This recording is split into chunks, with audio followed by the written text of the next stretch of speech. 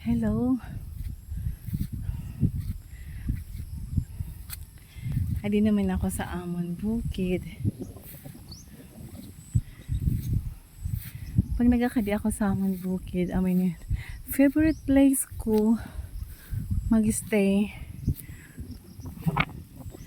Ako po, tingnan,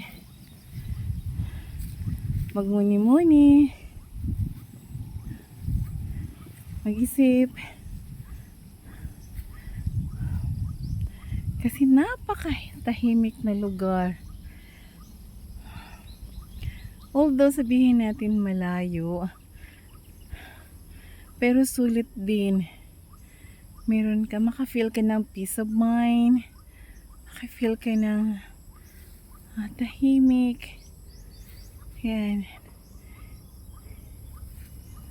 Ito yung my favorite place. Dito ako minsan nananalangin. I pray here. I talk to Jesus here. Ito yung paborito ko na lugar.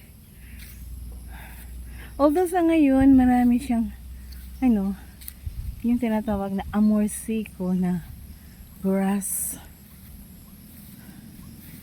Yes, but later mawawala din yan. Ipinakita ko sa inyo itong paborito kong lugar, kung saan feeling ko talaga mayroong peace, hindi magulo, no? So this is it.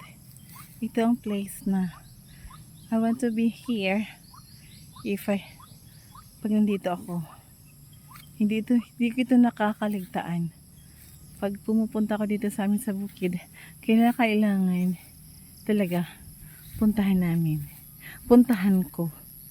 Ano? Okay, thank you for watching. Mga viewers, thank you for watching. Ang dungis ko. So, ayan. Ayan sila.